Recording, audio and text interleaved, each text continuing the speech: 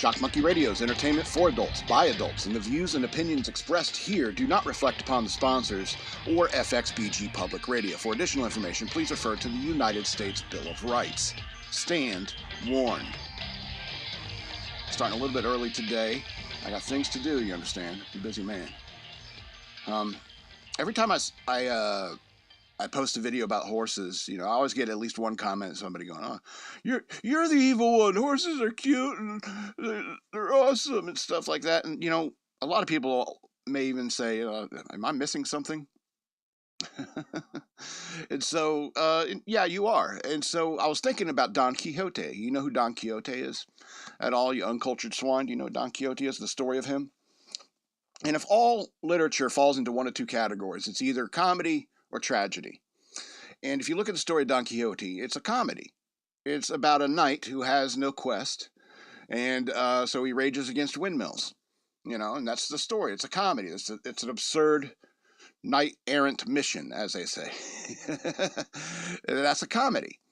Also, it's just kind of like a story, but that, a knight needs a quest, and that means like every man must have a focus, must have something to do, tasks, a focus, a goal.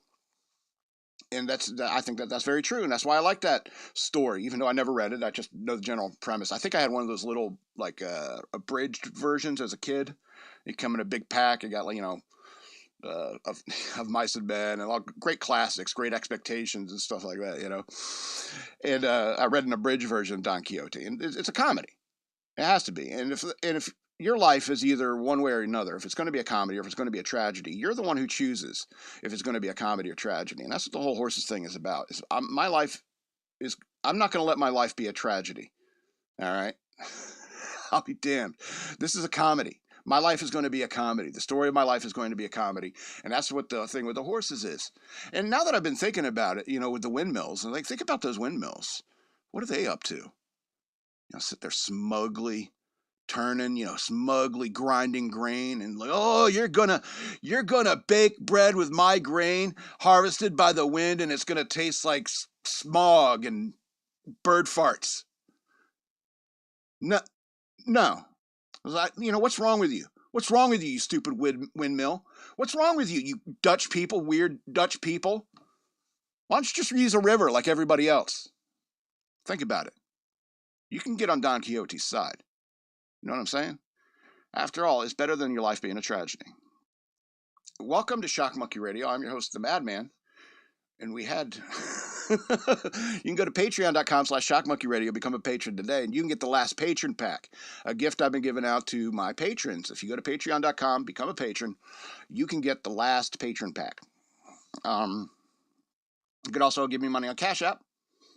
Hashtag Shock Monkey Radio, all one word, and you can follow me on social media over here. I'm premium on X now. I'm paying for it because I boosted some posts because Facebook pissed me off so hardcore. I said I'm paying for Twitter. Twitter is clearly the superior what's it called, social media platform these days. It's worth it, especially if I want to advertise. Because let's be honest, people who would like my stuff. Mostly Twitter users. Okay. If I seem in a bad mood, there's a reason for it. I got C-3PO'd this weekend. I know it's a complex metaphor, but let me get around to it, and you'll see what I mean. I had to go to Walmart. I had an emergency run to Walmart to go get hush puppies. Long story. Anyway, I'm in the Walmart trying to get hush puppies. And I don't know where they are. I'm having a hell of a time trying to find hush puppies. Looking all through the frozen foods. I can't seem to find them. But it's quite a busy Walmart. And so there's this little Asian girl. And she's got a lazy eye. And has one of those carts where she's filling an order for a delivery order, or I think a shipping order. And so she's sitting there like filling that cart, doing her job. And so I figured, oh, you work here, you probably know where stuff is. So I looked at her, I was like, oh, plus she's a cute Asian girl with lazy eye. I probably got a shot here. So I said, excuse me, can you tell me where where I can find the hush puppies? And this asshole customer is walking past and he turns around. Oh yeah, just go down there, the end of the aisle and go like two rows down, and it's over there on the left by the seafood. Thank you. Thank you so much. It's like C-3PO in Empire Strikes Back coming in there when he's making out with Princess Leia. And he says, Sir, I've isolated the reverse power coupling. Thank you. Thank you, prick. Thank you so much. It's like, but seriously, dude, you're older than me. I mean, I don't have a wedding ring on my fingers. You know what I'm saying? I was trying to talk to that girl, and now I don't have a premise anymore.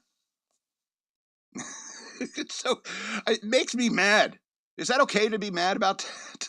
Because I couldn't say, oh, well, I know where the hush puppies are now, so what's your number, babe? Because that's exactly how I do it. I'm smooth like that. That's not the only thing that made me mad, though. There's another thing that made me mad. Made me mad. Some people say I don't enunciate every word correctly. My words kind of run into each other. You can get bent. I talk the way I talk. Another thing that made me mad are coffee drinkers. Usually they don't get in my way. Usually they don't bother me at all. I mean, you could go be a crackhead all you want, but I was driving along near the in the shopping center, and there's this service road over towards near the Starbucks, and people are trying to get into the Starbucks. The Starbucks drive-through is backed all the way out to the road, and so I got people oncoming that are trying to turn right into Starbucks. I got people in the lane I'm in trying to turn left into Starbucks, and there's like 2 or 3 cars on each side waiting for the drive-through to move through Starbucks. And we can't go. Anyone who wants to go anywhere other than Starbucks can't go anywhere, because these junkies, these crackheads, are lining up outside Starbucks for extremely overpriced coffee. You know, I buy coffee. I know there's people in my life who drink coffee. I generally don't judge them.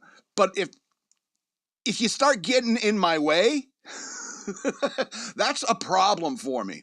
So I have to end up like veering off and going around these people and screaming out, "You freaking crackheads!" And it's not like they couldn't pull into the parking lot and go inside. No, they all had to go through the drive-through. It's not like they could pull to the parking lot of the, a Home Depot that's over there, walk across the street and go inside Starbucks and order. No, you all have to go into the drive-through. You're lazy crackheads. Infuriates me. You know, and let me tell you something. If you're sitting there saying something like, oh, you're being real mean to people for drinking coffee. Aren't you a smoker, madman? Aren't you a smoker? And say, yeah, but I am being nowhere as mean as people are to smokers. All right? Ew. I've seen people, like I'm outside in a restaurant, people holding their noses. Get bent. I miss a world where everyone was smoking. I miss smoking sections. You know what I'm saying? People talked to each other back then. And I thought that if you made everybody go outside, that made people go out for a cigarette for whatever purpose, and that means standing around smoking a cigarette and socializing.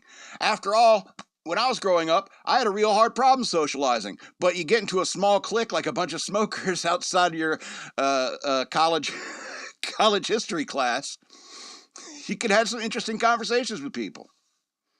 But no, I'm not being anywhere as mean to coffee drinkers as tobacco users are just vilified. Go outside. I don't care if it's -1 degrees. Go outside with that shit. I don't want to smell it while I'm eating.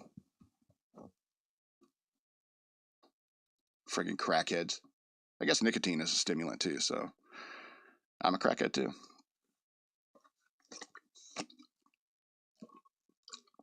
Moving right along. So obviously, if you're anything like me, you probably watch cop body cams on YouTube all the time. Like lots and lots. And there's something that occurred to me. It's like, I've never seen a cop fart on his body cam. And I'm wondering if cops, like when they hit the button on their body cam, is it like going on a date with a girl? It's like your whole mind and body are focused. It's like, whatever you do, don't fart, you know? And so you hit the button, the body cam goes on, and you just like, you clench up, you know what I'm saying?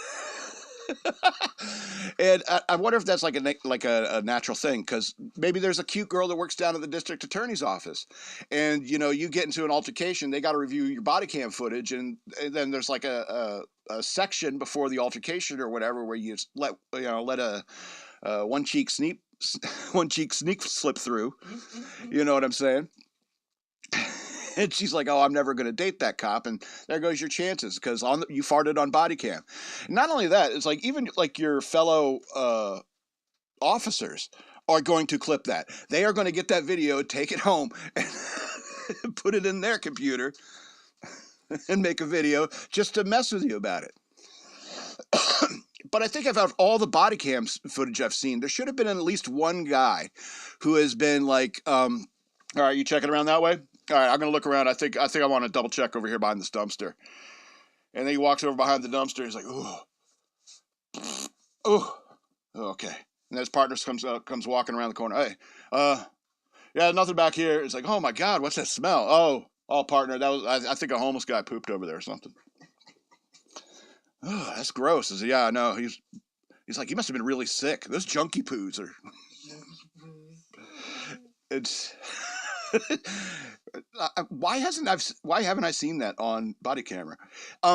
Even when they're like fighting, like I don't know about you if you've ever been in a fight. I've been in many, but sometimes right as a fight breaks out, there'll be a fart. Someone will fart. All right. Because your body shifts gears. The adrenaline hits you, and it's like, oh, we're closing everything up. This part.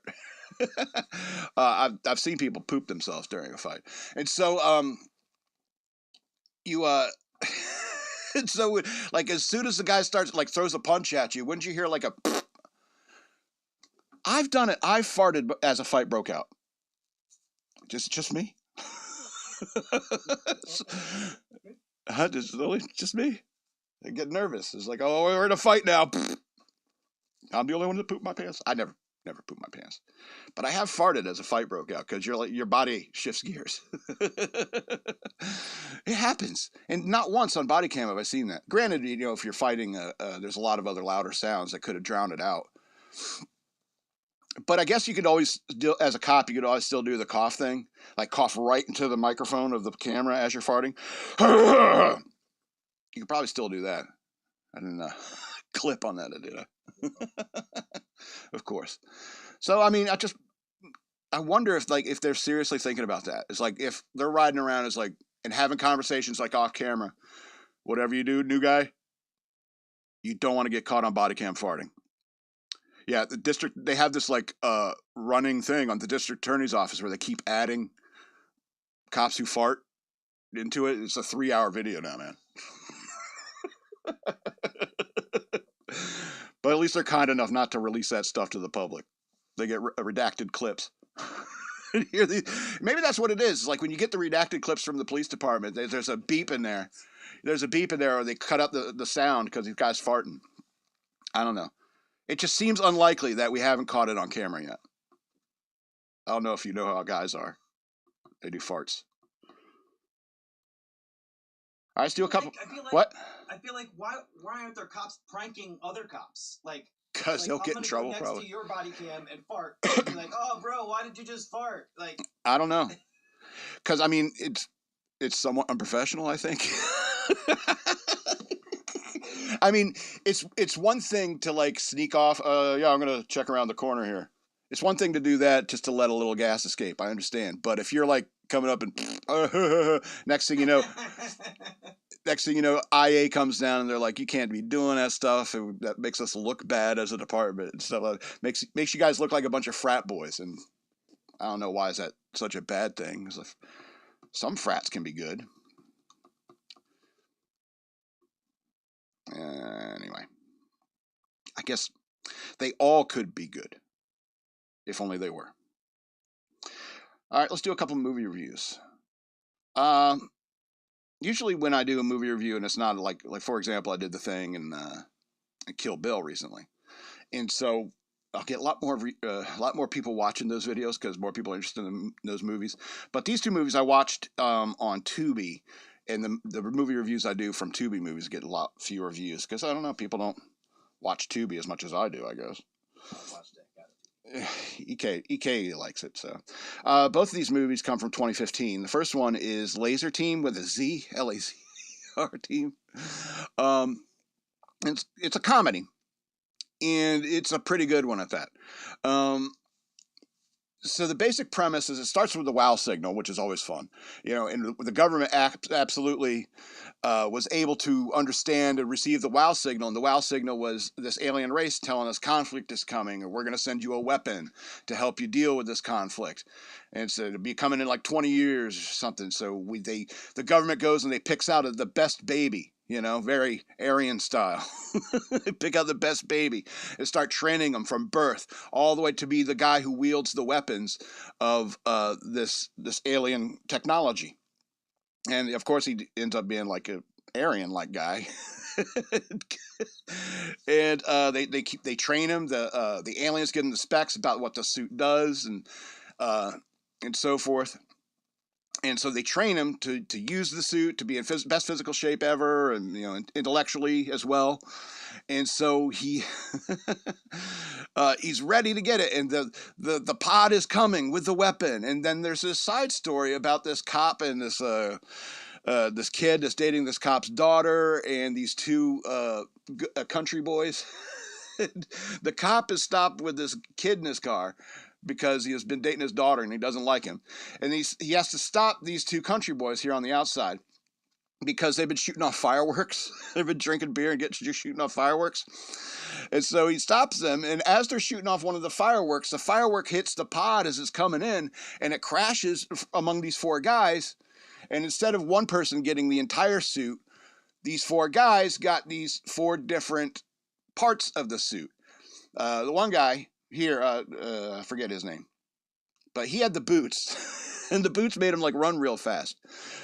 Cool concept, and it was hilarious because as soon as he started doing it, he started barfing. Because the human body isn't really built to understand that. It's like a really nasty roller coaster. The boots, you know what I'm saying?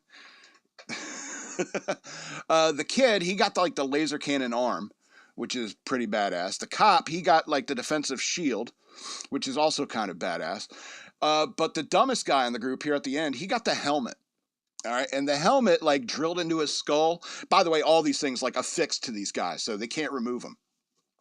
And so it drilled into his skull, and so and it started making him smarter and even like psychic. He became like the John Jones, the Martian Manhunter of the group, where he could communicate to people's minds directly.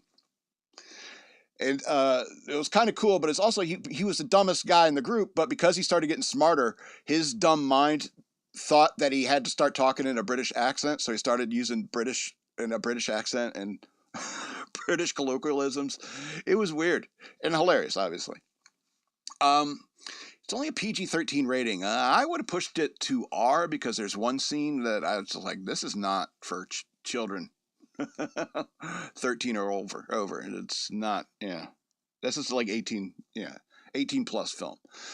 And, but at the same time, that scene is hilarious for an adult. You'll see what I mean if you watch it. And so, ton of good laughs. And what's interesting is that the government finds them and starts training them to fight the upcoming menace. But the guy who was chosen, they tell him, you need to train them how to use the components of the suit because you're the one we've been training all these years.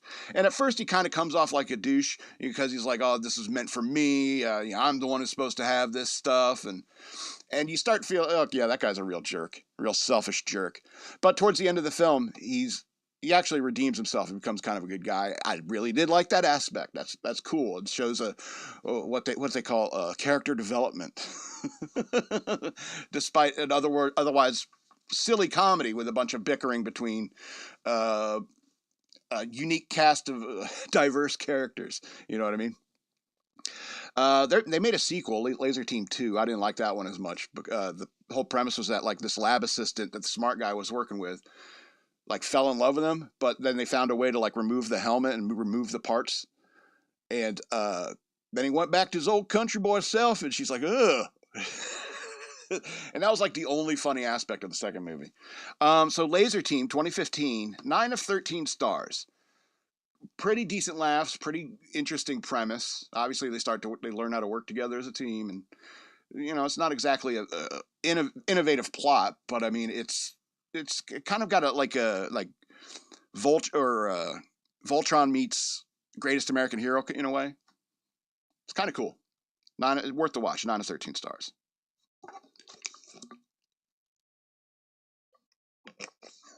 Heat's climbing.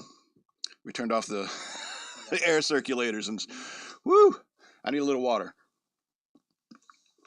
Plus the SSRIs, All right, next movie, Blunt Force Trauma, also for 2015. Had me at the first act. I turned off my video game because I was like, this looks like it's going to be an awesome movie. And then the second act started. I'm like, oh my God. And I started booting up my computer again. I guess I'm going to go back to playing video games and watch passively. Fascinating concept of modern day gunfighters. All right. First of all, I want a disclaimer. Do not even think, you can think about doing it, but don't ever do what I'm about to describe to you, because these guys are maniacs. They are insane. They are modern day gunfighters. And what they do is they put on like Kevlar body vests. You get one weapon of your choice, holstered however you choose, one magazine or one loadout, if it's a revolver or a magazine, stuff like that. And you stand in like one spot across from each other, and you shoot at each other until one surrenders or falls out of the circle or gets disqualified. It's insane. It's insane. It's insane. It's illegal. It's badass. Okay, let's be honest. But you should never, ever, ever, ever, ever do this. And so it starts out. The very first one is these two. And every single like arena they did where they had these gunfights had its own unique style and I don't know, like rules and limitations. Like in the first one, they're in this like ring, but they had to stay inside this circle. And so they strap up. You see here, the referee is checking their body armor, making sure it's good, checking their weapons, make sure it's nothing illegal and stuff like that. Nothing illegal. And so they get in the stand in their circles, and then in the first one, they drop a bolt in the center of the ring. And when the bolt hits, draw. And then both pull out their pistols. One guy may come out, pa, pa, pa. You got a revolver, you put 3 rounds into him right away. Guy doesn't fall out of the circle, maybe put 2 more in. But at the same time, the other guy might shoot at you too, which is incredibly dangerous. I don't know if you know anything about like body armor and stuff like that, but every single successive round, like a vest takes, it degrades the vest. It's more likely to punch through. All right. And additionally, you don't want to be shot in the chest with a bulletproof vest on only once in your life. All right, maybe just to say you did it. But if you kept doing that repeatedly, that's incredibly bad for you. That's why the name of the movie is Blunt Force Trauma. Don't do this. All right. And so you can get into these interesting conversations about what kind of draw to use, what kind of pistol to use. Do you use a snub-nose revolver because you can pull that around quicker? You get one of these ones with a long barrel, and it's like, oh, you got more time, less time. You cross draw, you hip draw, shoulder draw.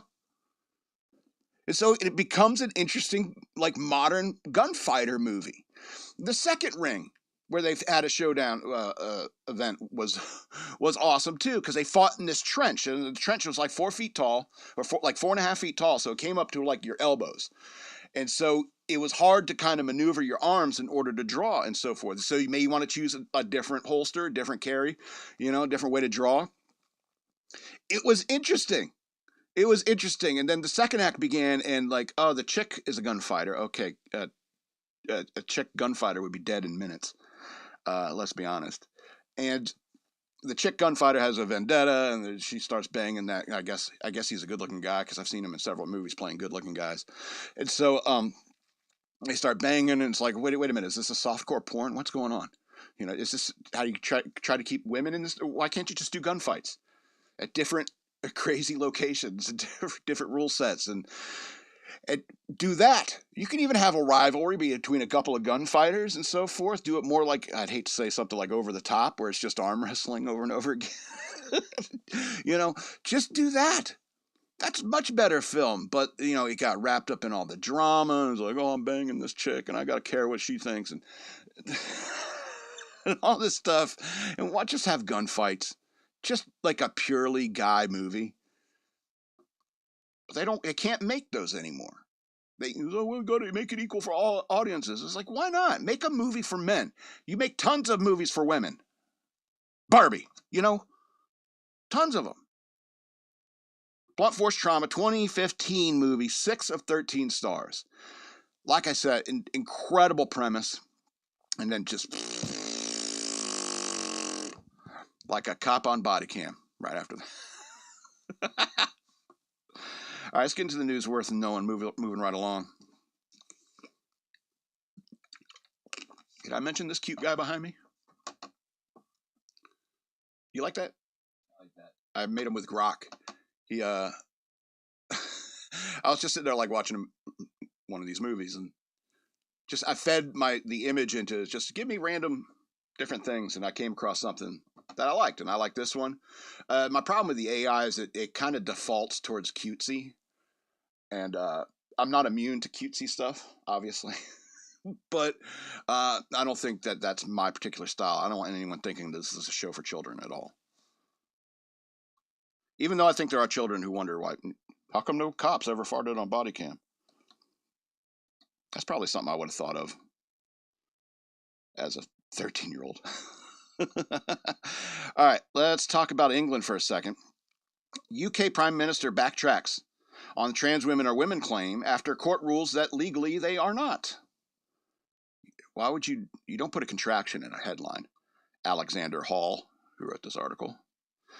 All right, so British Prime Minister Keir Starmer declared that his country's Supreme Court ruling that only biological women are women is a welcome step forward. In the historic decision, the Supreme Court of the United Kingdom unanimously ruled last Wednesday that the legal definition of a woman is based upon biological sex. As a result, the biological males who identify as women can be excluded from some single-sex spaces and groups under the country's Equality Act. Starmer, who leads the left-wing Labour Party, spoke with ITV News in his first public comments about the court's decision. When asked about whether he believes a trans woman is a woman, he replied, "Look, I think the Supreme Court has answered that question." When pressed further, the Prime Minister praised the ruling for providing real clarity. Quote, "As a woman is an adult female, and the court has made that absolutely clear. I actually welcome the judgment because I think it gives real clarity. It allows those that are not going to draw up guidance to be really clear about what that guidance should say. So I think it's important that we see the judgment for what it is. It's a welcome step forward. It's real clarity in an area that where we did need clarity. I'm pleased it come about. It's come about. We need to move and make sure that how we ensure that all guidance is in the right place according to that judgment." Boy, he talks weird. I don't know why there's people who need a court to tell them this. Why do you need a judge to tell you something like that? Man is a man and a woman is a woman. It's absurd. 50 years from now, they're going to put stuff like this in the history books, and they'll be like, what are people thinking of? What were they thinking? They're insane. Pot was just legalized, and everyone was on antidepressants. All right? So people went crazy for a while. You know what I'm saying? And I'm glad that England might be coming back around to the idea of sanity. Maybe they can fix their country, and this is just one problem of many. And it shouldn't have even been a problem, all right? The bigger problem that's going on in England is all the Muslim and Muslim immigrants, running around doing awful things to young British girls. I know I haven't mentioned Rebecca Felgate in a long, long time, but I'm pretty sure she moved to Canada to get away from all of that. All right, let's go to the next story. A Florida protester screams. What? Maybe I did. Oh, yeah. You're right. Vance issues ultimatum to Russia. Is that the one? Yeah. Okay. That was my bad. All right. Vance issues ultimatum to Russia, Ukraine on peace negotiations. Negotiations. It's a funny word. Vice President J.D. Vance told reporters in India that the U.S. had offered Russia and Ukraine a very explicit proposal to end the war that has been going on for over 3 years. Make a deal or risk the U.S. walking away. We've issued a very explicit proposal to both the Russians and Ukrainians, and it's time for them to either say yes or for the U.S. to walk away from this process. We've engaged in an extraordinary amount of diplomacy of on-the-ground work, Vance told reporters. Vice President also said that the only way you can really stop the killing is for the armies to both put down their weapons, to freeze the thing, and get on with the business of actually building a better Russia and a better Ukraine. All right, that's all I'm going to read of that article. You know, when it comes to a country like Russia, you know, they have all the time in the world. I mean, really until Putin dies. But I'm sure there's even something in place for even when that eventuality. You know, Russians think ahead in that regard. So, I mean, it's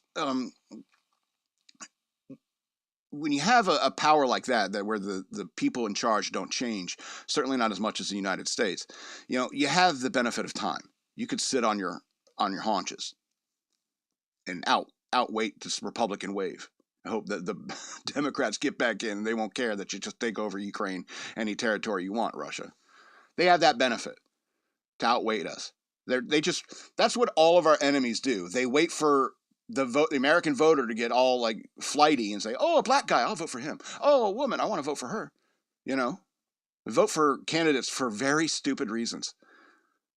And they know that about us because they know the American voter is an average moron. And in many ways, they've made that entirely possible by socializing the education system, corrupting colleges to the point where they're anti-Semitic and even anti-white. If you read some of the stuff, like search Harvard and white people articles. It's awful. It's awful. So when it comes to our enemies, I mean, I'm not saying that, you know, America needs a king or something like that.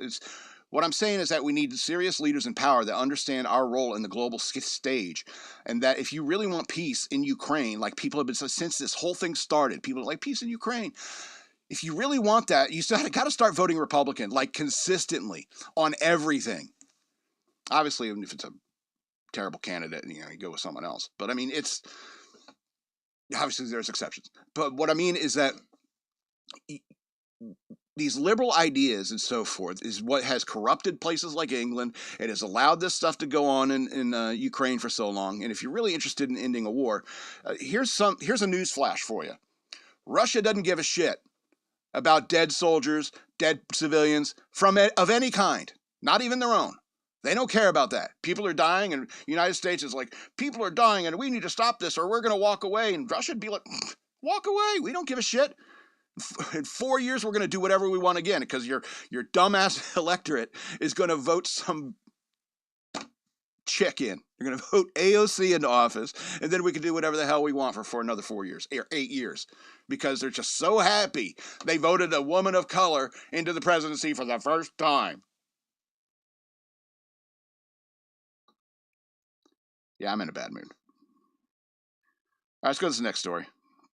The Pope died. I'm a Protestant.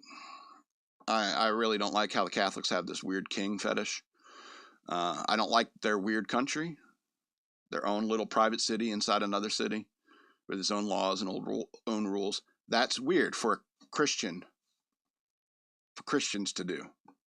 Build a government around your religion like that.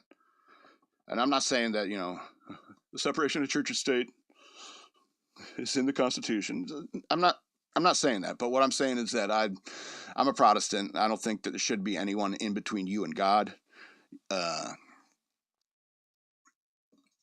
that's just how I feel. I like to keep the line open, you know what I'm saying? I don't even like the word amen. I don't like hanging up on God. I like to keep the line open, you know? Instead of saying amen, I'll just be sitting there and like, I just want to hear you breathe, God. And he's like, and I'm like, oh yeah, just like that. That's great. That's good. Yeah, you hang up first. You hang up first, God. Because I want the line open because something could happen. Like some guy could like cut in front of me and like I know it's coming and I'm like, oh God, watch out for my soul because my body's screwed. You know, I like to keep the line open for emergencies, you know what I'm saying? But it must drive God crazy. And so, and I don't like the idea that I have to go to a priest for that. You know, I think when Christ was crucified and the curtain to the Holy of Holies was ripped. I think that represented is like, you don't need another man in between you and God telling you what God says. You listen to and interpret God on your own. And that's my protestation of Catholicism, even Judaism in that regard, I think. Does Judaism still do that? They have the Holy of Holies still? I don't know. I'm not Jewish. So they're going to pick a new pope, crown the new king, and Jimmy Crack Corn, and I don't care. Was it corn or core? Jimmy Crack core? I don't care. All right. Let's look at George Clooney saying something that made me go, huh. So George Clooney, optimistic Trump will just go away, claims no Republican can replicate his charisma. George Clooney isn't mincing words about President Donald Trump. In a new interview with Broadway legend Patti LuPone for Variety's Actors on Actors Broadway series. Ugh, what a circle jerk that is, huh? The Oscar-winning actor and longtime Democrat predicted Trump will simply go away when he leaves office.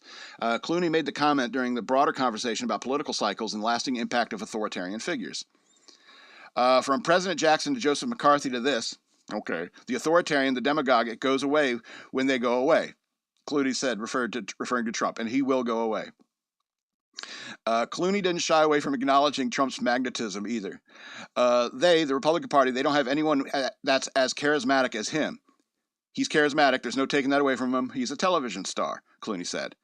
He was also more optimistic than many of his compatriots, saying this period in history will be far less perilous than other stages in American history, like the volatile 1960s.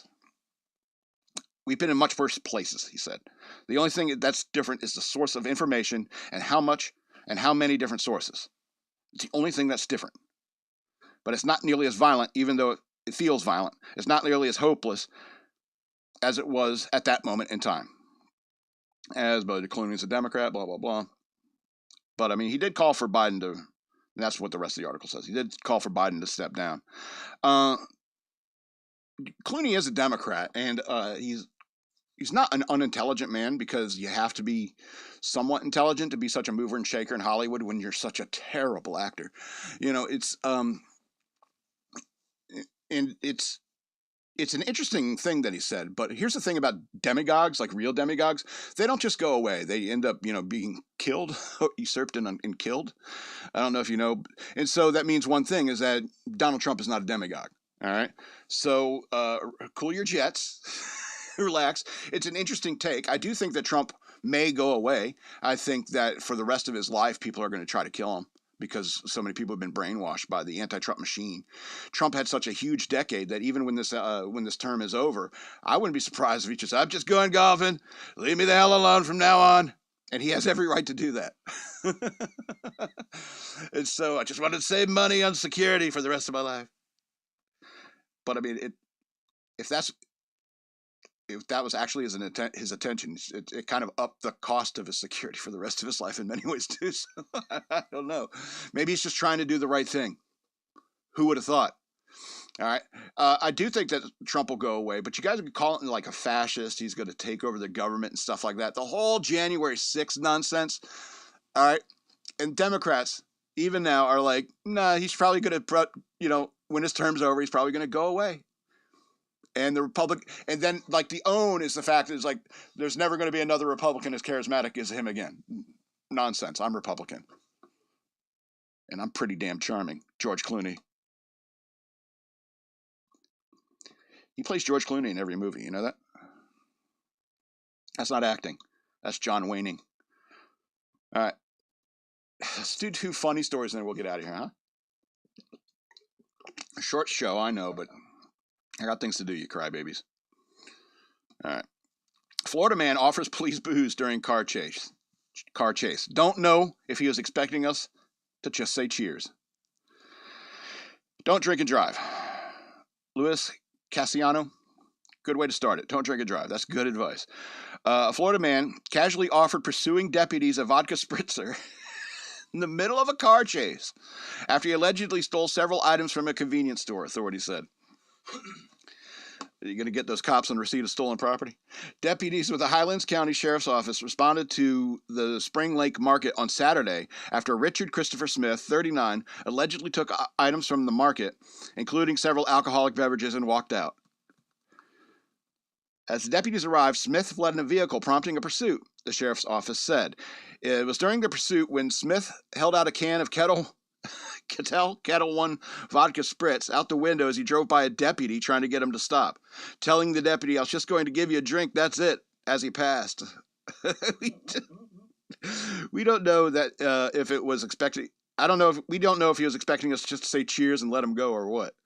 The chase ended a few minutes later in the parking lot of a business at the Sebring Regional Airport.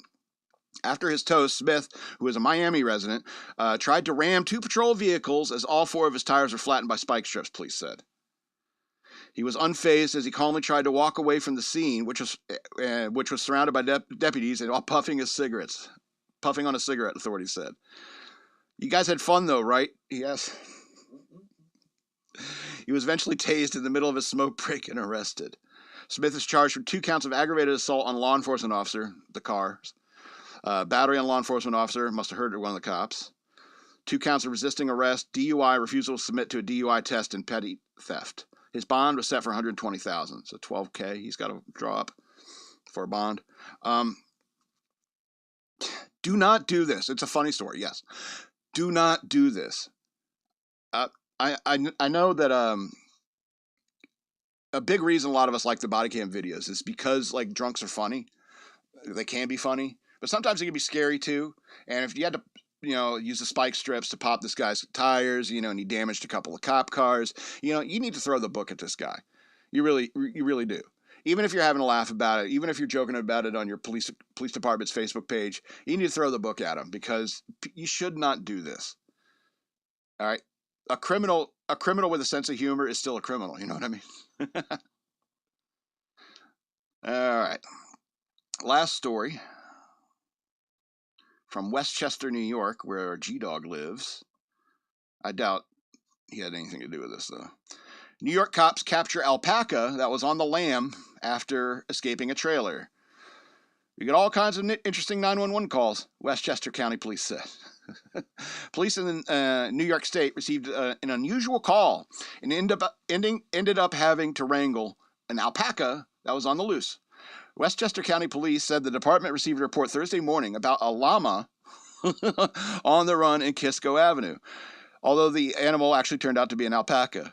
Easy mistake, I suppose. We get all kinds of interesting 911 calls and one came in the commo at 10:09 a.m. today. Police department wrote on social media. Turns out it was actually an alpaca that was on the lam. Still a pretty good initial description compared to some we get. Yeah, llama's pretty close.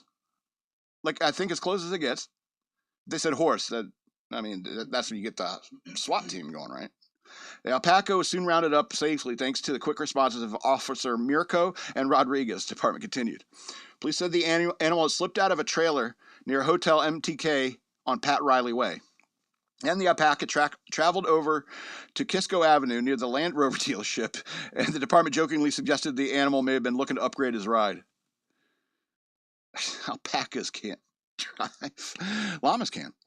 After capturing the alpaca, officers reunited it with its owner. Quote, "We're taking a guess here, but we think somewhere there's a kid's birthday party that went on just as planned." Please. Alpacas are herd animals indigenous to the Andes Mountains in South America. They are often used at petting zoos and children's parties. Despite being closely related to the llama, smaller alpacas are a different species in the camel family. People sometimes ask me, like, with the horse thing, they're like, what about llamas and alpacas? Like, they're definitely evil, but they're dumber. They spit, but they're dumber, and so that's why they're kind of used as like sheep almost. And although I'm not the kind of I'm okay with like if we were raising horses for meat, I would find that to be unethical because there's always a risk of them escaping. So we shouldn't breed horses at all, even if we need the meat. I think there's some other things we can breed instead.